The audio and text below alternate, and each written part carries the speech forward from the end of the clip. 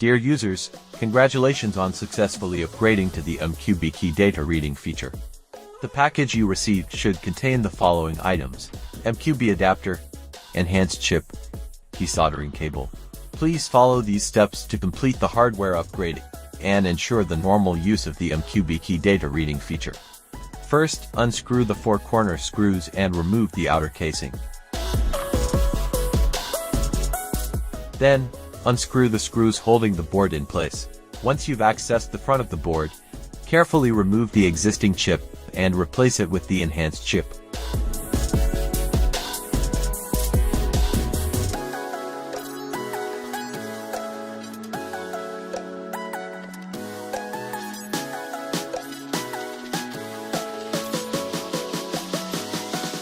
After replacing the chip, reassemble the device.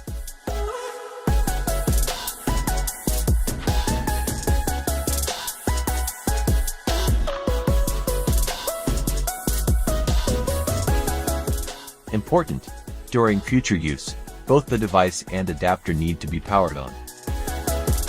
For further guidance, please refer to our function tutorial. See you in the next video.